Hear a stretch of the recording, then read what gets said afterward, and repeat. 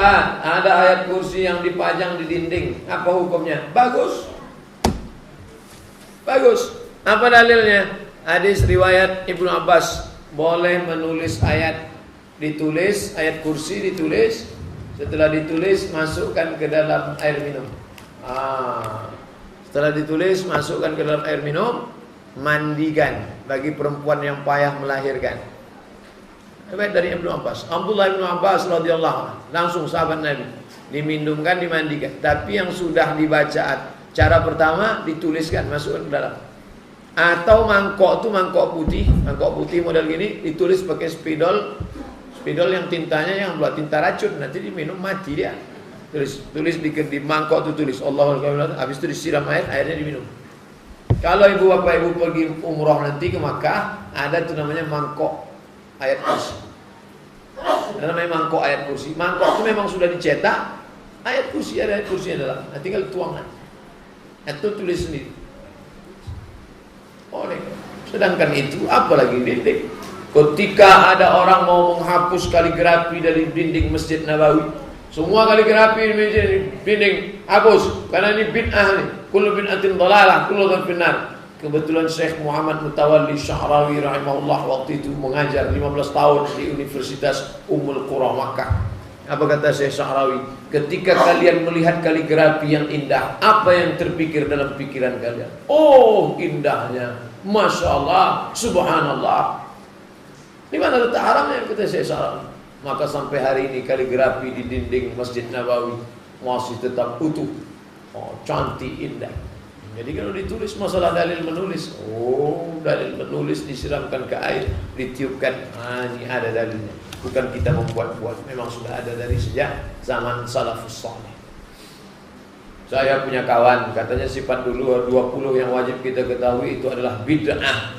Karena sifat Allah ada 99. Tolong penjelasannya Pak Ustaz. Mas, makanya kalau pengajian jangan tidur. Yang 99 itu nama. Yang sifat 20 itu adalah ijtihad ulama mazhab Asy'ari.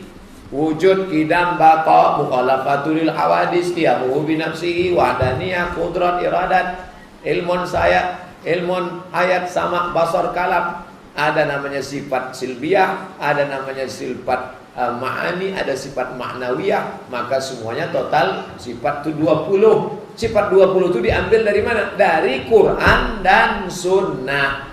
Sifat 20 itu bid'ah. Kalau sifat 20 itu bid'ah, maka hukum halal, haram, makruh, mubah, sunat, sunat, muakkad itu bid'ah juga. Karena itu kan ijtihad ulama fikih.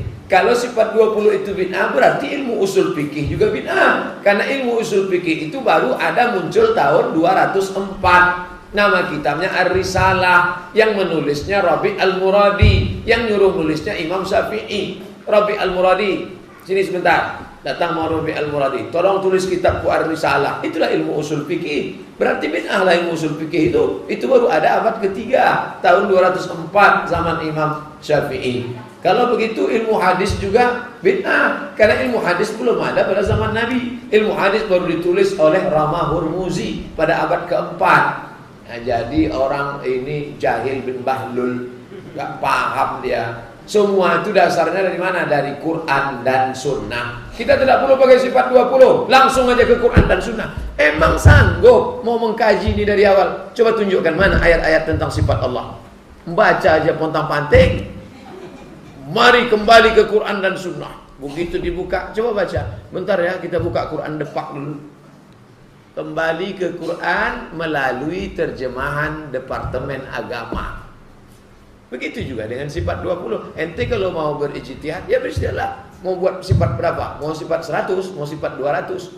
Jangan salahkan ijtihad ulama. Ulama menggodok itu, maka dia wujud, qidam, baqa, mukhalafatul hawadis, yamin bin nafsi, wahdaniyah, qudrat, iradat, sama, basar, kalam, hayun, sama, basar, kalam. Ini tentang masalah sifat 20 tidak bid'ah. Ijtihad ulama dalam masalah akidah. Apabila sholat taubat, apakah sholat taubat boleh dilaksanakan setiap waktu sholat, Pak Ustaz? Sholat taubat dilaksanakan unlimited edition. Pagi, petang, siang, sore, malam, Buya Hamka baca Quran. Buya Hamka baca Quran. Setelah baca Quran, salat sunat 2 rakaat. Datang anaknya Irfan Hamka nanya, Buya tadi salat apa? Salat sunat taubat. Loh, memangnya Buya dosanya apa? Hatiku terlalu ingat pada almarhumah emak. Aku takut tauhidku rusak. Tengok lembutnya hati Buya Hamka. Sedangkan mengingat istrinya saja dia salat sunat taubat, takut tauhidnya rusak. Ingat istrinya, apalagi kalau ingat istri orang. Bila sholat witir pada waktu malam tidur dilaksanakan, tapi sholat tahajud ketika tidak dapat dilaksanakan, apakah witir tersebut boleh? Ya, yang paling seelok-eloknya tahajud ditutup dengan witir, itu yang paling bagus. Karena kata Nabi, ij'alu akhir salatikum laila al-witra. Jadikan sholat kamu terakhir malam witir. Nabi melaksanakan 8 tahajud ditutup dengan witir 3. Itu paling bagus. Tapi Nabi pesan kepada Abu Hurairah, makanya jangan baca hadis satu saja, hadis itu banyak. Kata Nabi kepada Abu Hurairah, Ausani khalili, orang yang paling aku sayangi, orang yang paling kucintai, Muhammad SAW, berpesan kepadaku an utira qabla naum, supaya aku witir sebelum tidur malam. Nah, ini banyaknya hadis ini menunjukkan keringanan bagi kita yang susah bangun malam karena musafir, karena lembur, karena kerja berat. Maka sebelum tidur malam witir. Nanti kalau malamnya bangun tahajud saja, jangan witir lagi. Kalau tidak terbangun sampai subuh Pak Ustaz, ya mau gimana, memang sudah tak terbangun-bangun. Witirnya sah, tidak ada hubung kait dengan tahajud. Dia bukan macam wuduk sama salat. Siapa yang salat tidak pakai wuduk, salatnya tak sah. Dia tidak ada hubung kait. Siapa yang hanya witir saja tidak tahajud, maka witirnya tak diterima. Dah, witirnya tetap sah, diterima. Nah, ini tentang masalah witir sebelum tidur. Bagaimana sholat tahiyatul masjid dilakukan bila azan sudah sedang atau sudah dilaksanakan? Kalau kebetulan ibu bapak masuk masjid, muazin sedang azan, Allahu Akbar, Allahu Akbar, tegak, jawab azannya.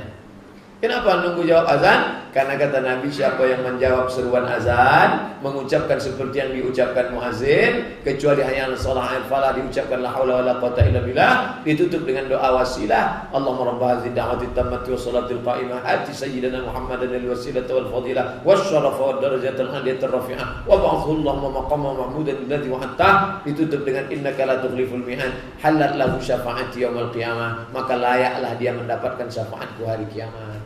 Itulah yang paling afdal. Jawab azan, tutup doa wasilah, habis itu baru sholat sunat tahiyatul masjid. Setelah tahiyatul masjid qobliyah. Misalnya besok subuh, yang paling bagus datang cepat, zikir, baca Quran, intizarus shalah ba'da shalah, menunggu sholat. Tapi kalau ada yang sholat sunatnya di rumah, rumahnya dekat, sholat sunat di rumah tak jadi masalah. Tapi kalau kira-kira rumahnya jauh, bagus datang cepat. Nabi sholat sunatnya di rumah. Nabi sholat sunat di rumah. Jarak dari tempat mimbar Nabi ke rumah 22 meter. Nah, balik dari sini ukurlah, yang 22 meter sholat di rumah.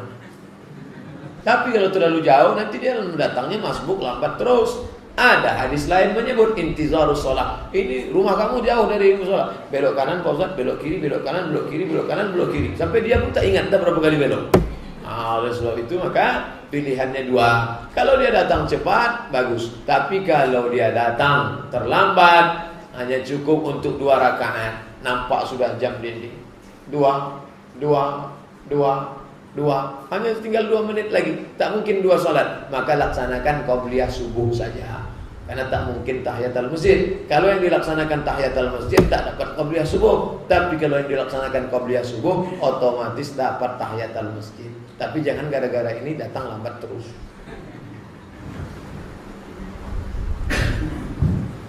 Ustaz, apa pakai celana harus di atas tumit? Oh, maksudnya celana potong mata kaki maksudnya. Macam mana pakai celana di bawah tumit? Kotor lah, terpijak tai ayam. Ma asfalal Ka'bah ini finnar. Siapa yang pakai kain, pakai jubah, pakai celana bagi laki-laki di bawah mata kaki, maka masuk neraka. Maka gara-gara hadis ini banyaklah orang memotong celananya. Potong-potong. Akhirnya seorang bapak marah kepada anaknya karena anaknya menggunting semua celana. Waktu anaknya dilarang, anaknya mengatakan, "Papa masuk neraka, celana papa, mari biar ku gunting." Oh, ini mau ditinjunya anaknya. Pakciknya nelpon ke saya, "Man, ya ini udah perang ini di rumah nih. Anak ini mau motong celana bapaknya, bapaknya sudah mau ngamuk. Gimana nih?" Saya bilang, "Itu tak bisa lagi diceramahi. Bawa pindah ke rumah kamu agak berapa, tapi hati-hati celana kau pun dipotongnya juga." Dia tak bisa, dia udah dipahamkan begitu. Pokoknya tak ada tawar menawar. Di bawah mata kaki, masuk neraka, potong. Hadisnya tidak satu, tuan. Ada hadis satu lagi, manjarra thawbahu khuyala. Siapa yang memanjangkan kaki celana karena sombong. Kalau tidak sombong, ora opo-opo.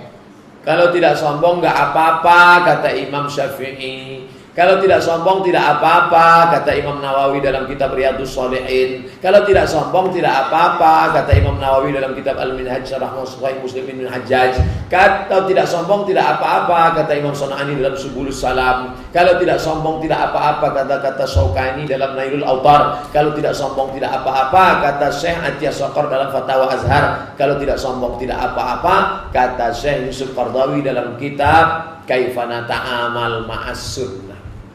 Kenapa Ustaz bisa hafal banyak dalil itu? Saking seringnya ditanya orang. Itu yang saya bilang, Ustaz, pas salam sholat, apakah tangan kita harus dibuka? Assalamualaikum warahmatullah. Assalamualaikum warahmatullah. Saya sampai hari ini belum jumpa dalilnya lagi.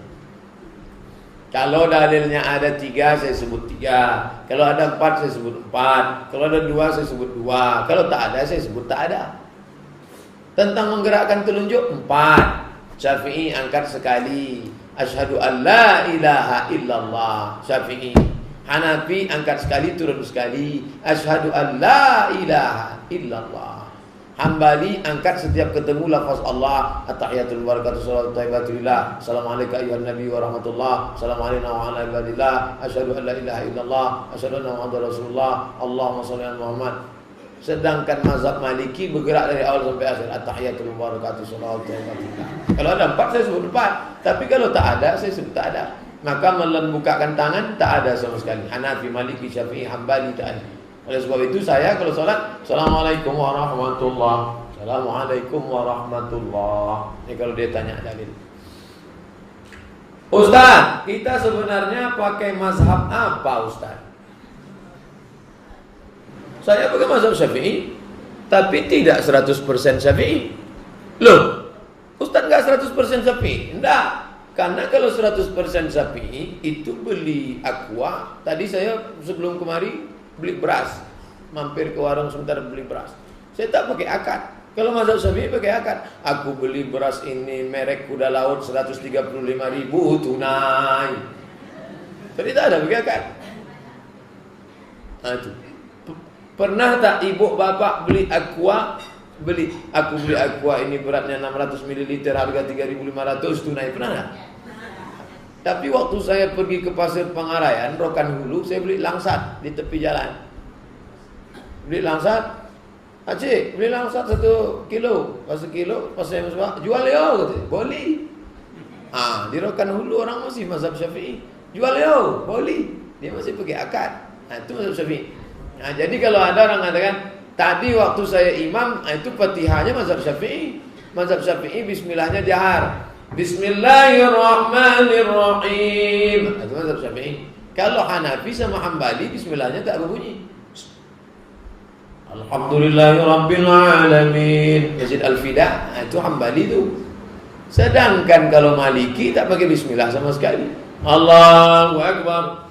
Alhamdulillahirabbil alamin. Maroko tak ada bismillah. Tiga-tiganya sah. Yang tak sah itu Allahu Akbar, Qul huwallahu ahad. Itu tak sah.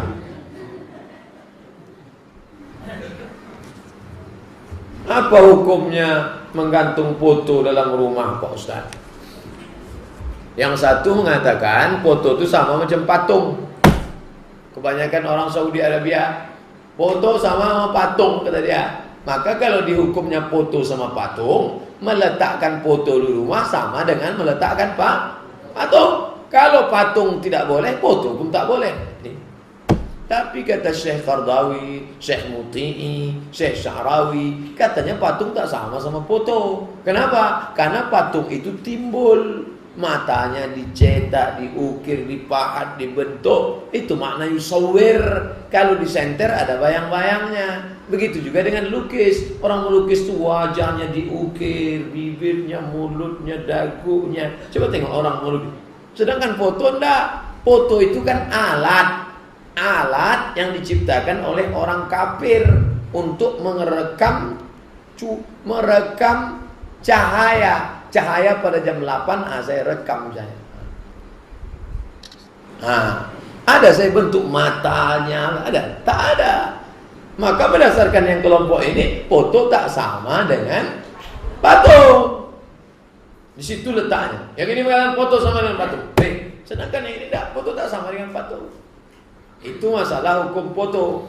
Yang berikutnya adalah hukum efek dari foto itu. Misalnya posenya, laki-laki perempuan duduk bersama prawet, padahal belum akad nikah, itu lain lagi hukumnya. Bukan masalah hukum fotonya, tapi masalah hukum posenya.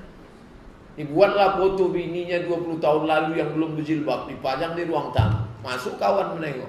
Itu gambar siapa? Istriku. Loh, kenapa tak pakai jilbab? 20 tahun lalu cantik juga bini kau ya. Kan menimbulkan fitnah.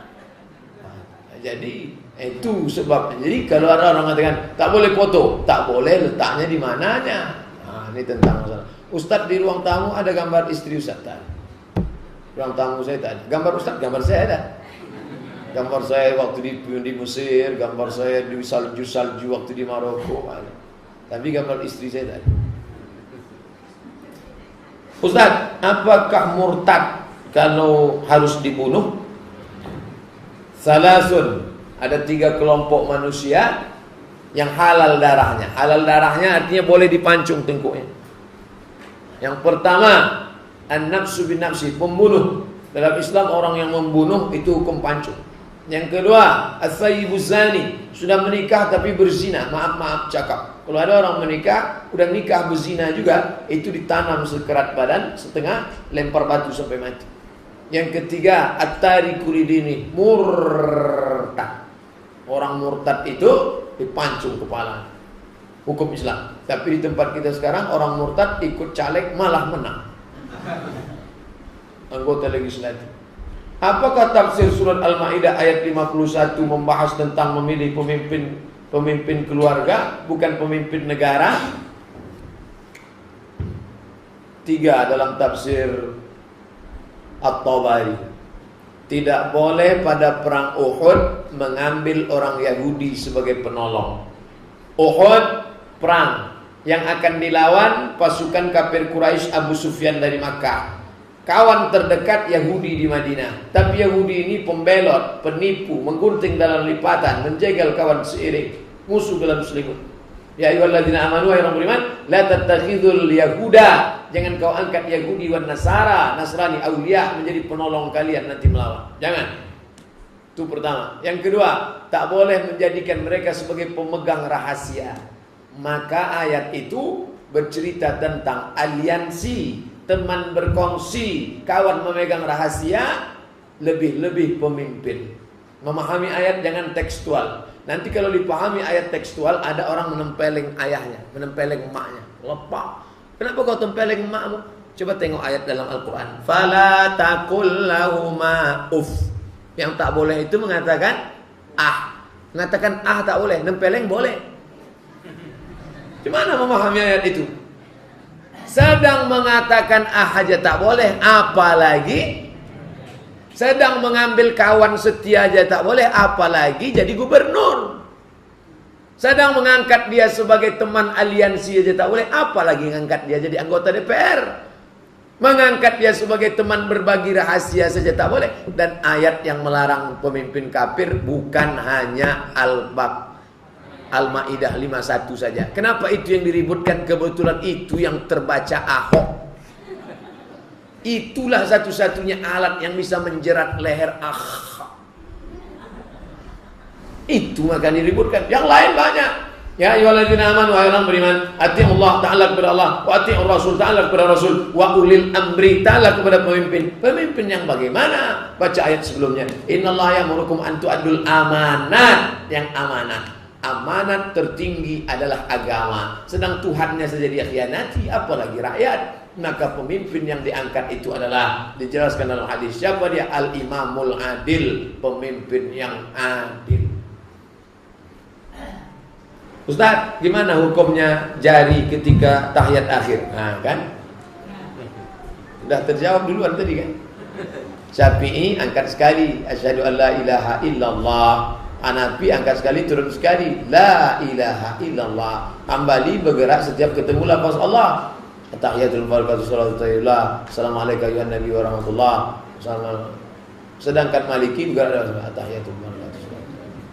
Mata menengok ujung telunjuk. La tatajawaz basaruhu isma'ahu. Mata menengok ujung telunjuk. Tadi mata menengok tasyahud tempat sujud. Sekarang mata menengok ujung telunjuk.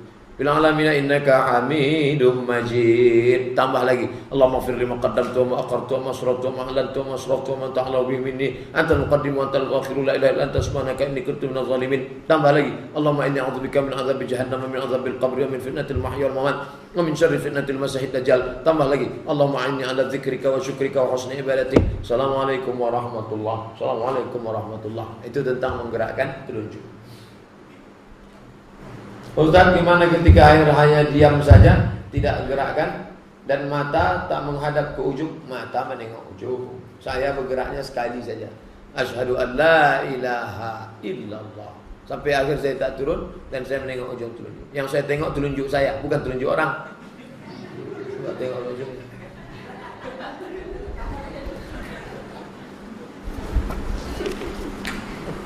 Bagaimana cara untuk mengundang ustadz ke masjid? Saya baru kosong malam halal bihalal.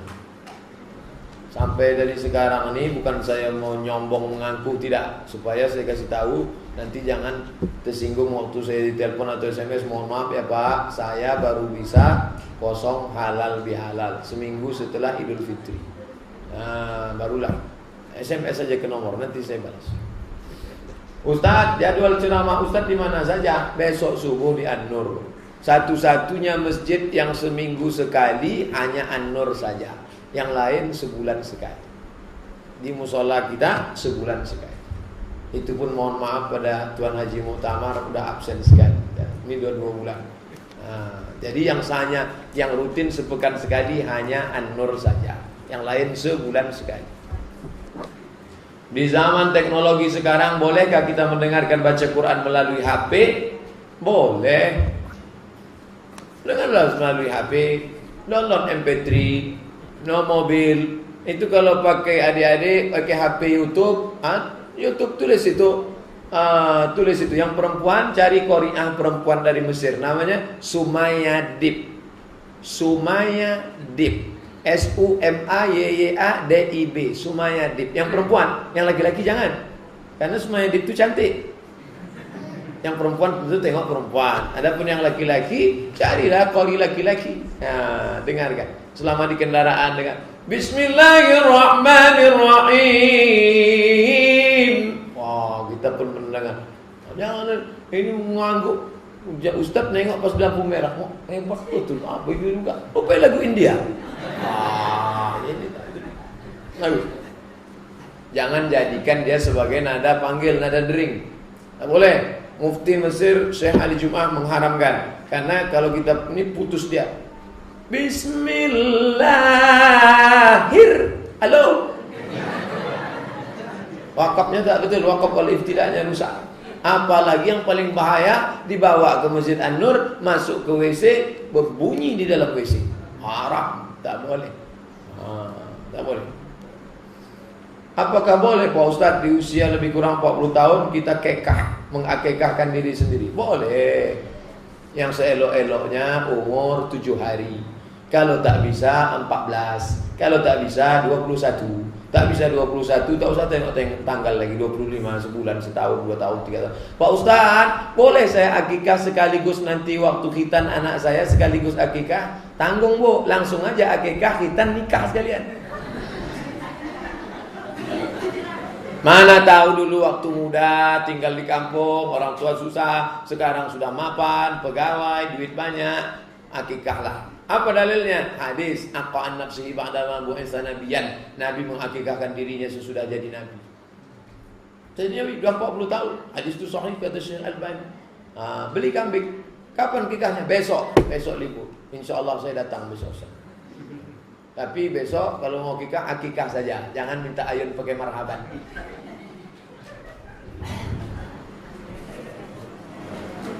Banyak orang baca ayat kursi di awal kalimat wa ilahukum ilahu wahid. Tak masalah. Apa hubungannya dengan ayat kursi Pak Ustaz? Menegaskan lagi. Wa ilahukum, sesungguhnya Tuhan kamu itu ilahun wahid. Sesungguhnya Tuhan ilah kamu itu wahid. Wa ilahukum ilahu wahid. Siapa dia? Baru lanjut. Allahu la ilaha illa, namanya Allah. Jenenge sapa? Allahu la ilaha illa huwal hayyul qayyum la ta'khudhuhu sinatun wa la nawm lahu ma fis samawati wa ma fil ard man dhal ladzi yashfa'u 'indahu illa bi idhnihi ya'lamu ma bayna aydihim wa ma khalfahum wa la yuhituna bi shay'in min 'ilmihi illa bima sha'a wasi'a kursiyyuhu samawati wal ard wa la ya'uduhu hifdhuhuma wa huwal 'aliyyul 'azim. Ditiupkan ke air. Habis itu diminum. Gimana cara minumnya Pak Ustaz? Yang sudah dibacakan ayat tak boleh ditinggalkan. Nanti khawatirnya dibuangnya ke parit. Haram hukumnya. Diminum sampai habis atau dimandikan atau siram kepala. Kalau ada saudara sakit, dibacakan 7 Al-Fatihah, pangkal surat Al-Baqarah sampai wa ulaika humul muflihun 5 ayat. Wa ilahukum ilahu wahid Allahu la ilaha illal qayyum. Habis itu ujung Al-Baqarah lillahi ma fis samawati wa ma fil ard. Habis itu Allahu la ilaha illal qayyum. Habis itu kul wallah, kul a'udzu falaq, kul a'udzu binnas. Ditiupkan ke air botol aqua. Nanti diusapkan ke wajahnya. Kalau dia bisa minum, diminumkan ke kepalanya, ke ujung kakinya. Dengarkan MP3. Mana tahu orang tua kita, adik kita, kawan kita mengalami. Begitu dibuat. Terus duduk, bisikkan ke telinga sebelah kanan. Ini orang tua, kawan, sahabat sakit di ruang ICU. Dia asik main game. Habis main game difotonya pula saudara. Jangan memposting wajah keluarga yang sedang terbuka aurat, mulutnya peot, encot diletakkan. Andai dia sehat belum tentu dia izin gambar dia itu diletak. Nenek kami sedang sakratul maut muda. Apa ini? Belum tentu dia izin. Aurat dia nampak, rambutnya bukir awang. Habis nengok tu kita pula takut nih. Nih, bukan begitu cara beramal untuk nenek, untuk keluarga kita. Bagaimana caranya? Itu menenangkan dia. Kalau dibacakan surat ini pada perkara sulit, maka memudahkan dia. Kata Imam Ibnu Katsir dalam muqaddimah tafsir surat Yasin dalam tafsir Al-Qur'anil Azim. Cucu, anak kemanakan baca Yasin. Duduk. Yasin wal Qur'anil Hakim innaka laminal mursalin. Duduk. Siapa yang pandai baca Quran? Satu pun tak pandai baca Quran. Semua baca Quran. Parah pula. Pak Ustaz, saya pernah mendengar sebagian Ustaz melarang kita mengadakan acara mendoa 3 hari, 7 hari, 40 hari yang sudah meninggal. Sebenarnya boleh apa tidak dalam ajaran kita Pak Ustaz? Dalil yang tertinggi Quran. Ada tak dalam Quran disebut ya ayyuhallazina amanu, wahai orang beriman, buatlah 3 hari, 7 hari, 40 hari? Tak ada. Quran tak ada, tak ada. Yang nomor 2 di bawah Quran hadis. Adakah hadis menyuruh hai orang beriman? Tak ada. Di bawah hadis Nabi adalah sahabat Nabi. Abu Bakar, Umar, Utsman, Ali, Talha, Zubair, Abdullah bin Abbas, Abdullah bin Umar, Abdullah bin Mas'ud, Aisyah. Tak ada. Sahabat tak ada. Kalaupun paling ada bawah tabi'in. Quran tak ada, Nabi tak ada, sahabat tak ada, tabi'in ada. Tabi'in itu siapa? Generasi ketiga. Nabi, sahabat, tabi'in. Siapa namanya? Imam Atha. Apa kata Imam Atha? Orang kalau meninggal, maka dia itu diuji selama 7 hari 7 malam sampai 40 hari 40 malam. Maka dianjurkan bersedekah dan berkirim doa. Kata Imam Atha dari kalangan tabi'in. Itulah yang menjadi dalil sebagian saudara kita membuat sedekah itu. Kalau pendapat Ustaz sendiri, hadis lebih kuat.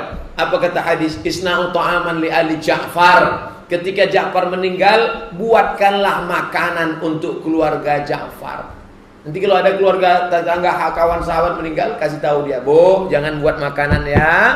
Besok kami yang akan datang kemari bawa. Besok pagi kami bawakan lontong sayur.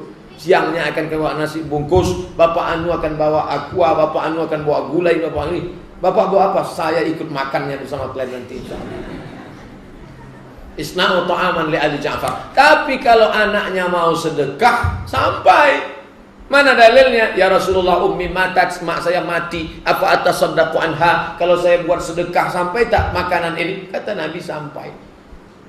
Jadi kalau ada anaknya kaya, buatlah sedekah. Buat. Sebelum acara makan, umumkan, Bapak Ibu sekalian, ini bukan harta warisan bapak kami. Ini bukan harta anak yatim. Ini bukan ngutang. Ini murni sedekah saya sebagai anaknya. Jadi bagi kalian yang ragu, jangan ragu. Ini sedekah saya anaknya yang kaya itu. Tahu kalian kan saya yang kaya? Orang ragu makan karena disangkanya itu duit anak yatim. Takut dia alladzina ya'kuluna amwalal yatama. Orang yang makan harta anak yatim, innama ya'kuluna fi butunihim nara. Maka dalam perutnya ada api neraka. Bapak tak mau ambil nasi kotak? Takut saya anak yatim itu makan anak yatim. Rupanya karena tertulis di kotak itu ikan bakar. Dia tak suka.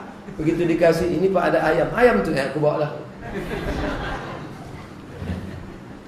Benda-benda apa saja yang tak boleh di dalam rumah menyebabkan malaikat rahmat tidak masuk dalam rumah kita? Pertama, boneka Pak Ustaz. Boneka boleh. Apa dalilnya boneka boleh? Nabi membiarkan boneka Aisyah. Boneka boleh. Foto termasuk tadi ikut kelompok ini apa ikut kelompok ini. Kalau ikut kelompok ini mengatakan foto sama dengan patung. Foto sami mawon, sem. Podo sama patung, tak ada beda, berarti haram. Tapi kalau ikut kelompok ini, foto tak sama dengan patung Mas, kata dia. Lukisan Pak Ustaz, tengok lukisannya. Lukisan kaligrafi, bunga-bunga, pohon beringin, laut, pantai, danau maninjau, singkara, rumah gadang, tak masalah. Tapi kalau di situ ada pokok beringin, ada gambar genderuwo di balik itu.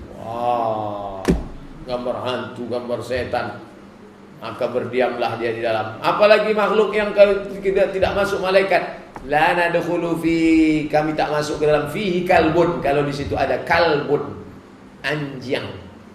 Kalau ada anjing di situ malaikat tak masuk. Tapi yang tak masuk itu malaikat rahmat, malaikat malu masuk. Bolehkah kita bersedekah tapi yang kita sedekahkan itu kita beli secara kredit? Barang dengan uang tak masalah. Yang masalah itu kalau uang dengan uang. Saya pinjam uang Bapak 1 juta, nanti saya bayar 1.100.000, riba, Arab. Saya pinjam 5 juta, Pak Haji Mutamar pinjam saya duit Pak Haji 10 juta, saya mau. Kapan Ustaz bayar? Insya Allah sebelum Idul Fitri. Nanti saya bayar 12 juta, haram. Tapi kalau barang dengan uang, sudah saya tulis, buka di www.somatmorocco.blogspot.com. Buat situ Somat Morocco kredit. SOMADMOROCCO spasi kredit, enter. Udah saya buat tulisan situ. Zaman Nabi ada orang membeli budak Barirah, dibelinya secara cicil. Budak dengan uang dengan barang, boleh, tidak haram. Gimana menurut Pak Ustadz menanggapi kasus Ahok tentang surat Al-Maidah 51? Bagaimana orang Islam yang memihak kepada Ahok? Orang kalau tidak marah istrinya diganggu, itu ada 2 kemungkinan. Pertama, dia memang tak suka sama bininya itu. Yang kedua, memang dia agak gila. Kalau ada bininya diganggu orang, dia tak marah. Kalau bini kita diganggu orang, kita tak marah, padahal kita baru ketemu dengan bini kita itu setelah umur 25 tahun, dan kita akan mati meninggalkan dia. Bagaimana orang bisa tidak marah dengan Al-Quran yang akan menjadi dinding antara dia dengan api neraka? Hanya orang munafik dan kafir sajalah yang tidak marah ketika Al-Quran dihina.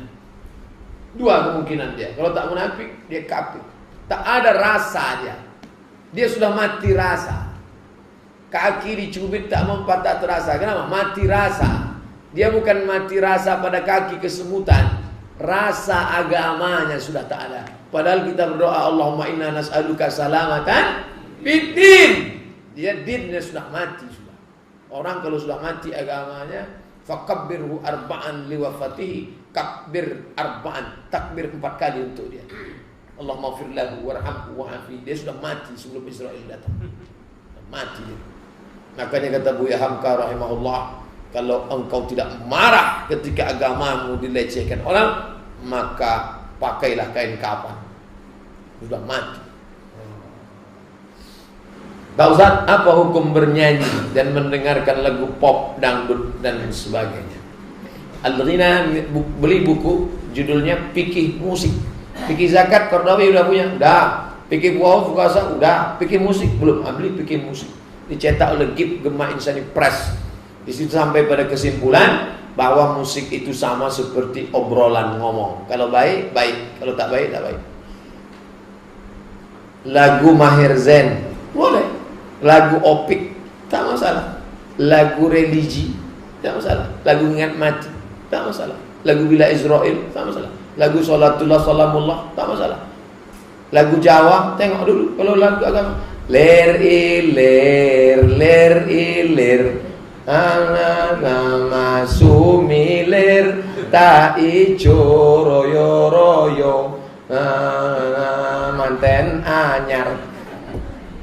Apa pula salahnya? Itu lagu yang dinyanyikan Wali Songo dulu untuk menarik orang Hindu. Orang Hindu tuh suka nyanyi pakai gamelan. Gimana caranya biar orang Hindu ini mau masuk masjid? Mikirlah Wali Songo. Oh, kita buat menaranya dari candi. Dibuat menaranya, kalau pakai kubah nanti orang Hindu tuh heran. Dibuat candi, candi Sunan Kudus. Jenenge siapa? Sunan Kudus. Dibuatnya di bawah candi itu ada lembu. Orang Hindu tuh nengok, ada candi. Di bawahnya ada lembu. Di dalamnya solawatan. Lagu ilir-ilir itu dirubahnya Salatullah salamullah ala toha rasulillah. Salatullah salamullah ala yasin habibillah. Masuk orang Hindu itu ke dalam. Setelah dia masuk tertarik, sampai Arab apa? Arab sekaten. Sekaten itu apa? Syahadatain. Asyhadu an la ilaha illallah wa asyhadu anna muhammadar rasulullah. Begitu cara mengislamkannya dulu. Bukan senang, bukan pakai tablik akbar, pakai balaihu. Perjuangan mereka dulu luar biasa. Itu namanya islamisasi lewat budaya. Pada hari Jumat setelah selesai laki-laki sholat Jumat, saya dengan teman sholat berjamaah sesama wanita. Saya jadi imam. Makmumnya anak perempuan juga umur 10 tahun. Apakah sholat berjamaahnya sah? Sholat apa ini? Pada hari Jumat setelah selesai laki-laki sholat Jumat, saya teman sholat sesama wanita. Oh, sesama wanita. Saya pikir yang bertanya ini laki-laki. Sesama wanita, ya sholat zuhur, sholatnya sah. Boleh laki perempuan menjadi imam bagi perempuan, ya. Perempuan sholat berjamaah sesama perempuan. Yang tak boleh itu imamnya perempuan, laki-lakinya makmumnya laki-laki. Itu sedang dibuat sekarang di Amerika. Nama imamnya Aminah Wadud. Ketik di internet, Aminah Wadud, berkulit hitam. Dia jadi imam, makmumnya laki-laki. Tak boleh itu. Apa hukumnya Ustaz? Saya salaman dengan murid yang sudah balik. Saya guru perempuan, murid saya laki-laki, tak boleh. Kalau sudah akil balik, tak boleh. Jadi bagaimana cara mengajarkan dia? Saya pulang dari Maroko tahun 2008, langsung ngajar di UIN, mengajar mata kuliah bahasa Arab. Pertemuan ke-16 datanglah mahasiswi yang bening-bening itu. Ustaz, saya baru pulang, masih lajang. Ustaz, mohon maaf ya, silap salah kami. Waduh, ini mau disalami berdosa, mau tak disalam mubazir. Mana ini? Makanya saya sebelum tangannya udah dekat saya gini kan. Begitu gini dia pun tahu kan. Dia akhirnya dia. Seandainya saya diam gini, lalu saya bilang haram, tentu dia malu. Tentu ada adabnya saya gini kan. Ya sama-sama rajin-rajin belajar ya. Jangan berhenti belajar sini aja. Ya Pak. Ya. Dah. Ini salamnya namanya salam namaste. Namaste. Ini dapat saya dari Mahabharata. Ya supaya jangan dipegang ujung tangan dia. Li ayyutra'ina ala ra'si ahdikum, ditusukkan paku panas dari api neraka ke kepala kamu. Khairun, lebih baik min antamussa yada mura'atin la tahillu lahu, daripada kamu sentuh tangan perempuan yang tak halal bagi. Ustaz megang tangan perempuan siapa saja? Mak saya. Siapa lagi? Istri saya. Siapa lagi? Mertua saya. Siapa lagi? Keponakan perempuan. Anak adik saya ada perempuan. Itu saja. Lain daripada itu. Adik Ustaz, adik saya laki-laki. Anak Ustaz, anak saya laki-laki. Saya termasuk keluarga yang payah perempuan. Makanya kalau saya ceramah, perempuan tidak menutup aurat. Allah Ustaz, memang tak ada perempuan. Adik tak ada perempuan. Anak tak ada perempuan. Apakah termasuk berdosa jika istri membelakangi suaminya tidur, Pak Ustaz? Tengok niatnya. Innamal a'malu binniyat. Segala amal dengan niat. Kalau memang biasa dia membelakang, tak apa-apa. Tapi kalau niatnya memang dia sakit hati, mengamuk, jadi ada namanya body language, bahasa tubuh. Bahasa tubuh itu tengok. Itulah. Saya kira udah masing-masing paham. Kalau dia membuat begitu karena marah, karena mengamuk, itu harus diselesaikan. Duduk bersama, jangan sindir menyindir. Duduk bersama. Tengoklah iklan Sariwangi, buat teh, speak up, ngomong. Adinda, duduk. Mau dibawa kemana hubungan kita? Jangan dibiarkan berlarut-larut, tak selesai. Beli bakwan agak 2 biji, ada minum selesai, insyaallah. Itulah kaji kita malam ini. Ala hazinnya Al-Fatihah. A'udzubillahi minasyaitonirrajim. Bismillahirrahmanirrahim. Alhamdulillahirabbil alamin. Ar-Rahmanirrahim. Maliki yaumiddin. Iyyaka na'budu wa iyyaka nasta'in. Ihdinas siratal mustaqim. Shiratal ladzina an'amta 'alaihim ghairil maghdubi 'alaihim waladdallin. A'udzu billahi minasyaitonir rajim. Bismillahirrahmanirrahim. Alhamdulillahirabbil alamin wassalatu wassalamu ala asyrafil anbiya'i wal mursalin sayyidina wa maulana Muhammad wa ala alihi wa sahbihi ajma'in. Rabbana ighfir lana dzunubana, ampunkan dosa kami ya Allah. Wa liwalidaina, kedua orang tua kami. Wa li abaina, ayah kami. Wa li ummahatina, ibunda kami. Wa li azwajina, pasangan hidup kami. Wa zurriyyatina, anak cucu keturunan kami. Wa liman hadarana, semua yang hadir dalam majlis ini ya Allah. Waliman ghaba anna, saudara-saudara kami yang tak datang karena uzur syar'i. Waliman sabaqana, saudara kami yang sudah mendahului kami.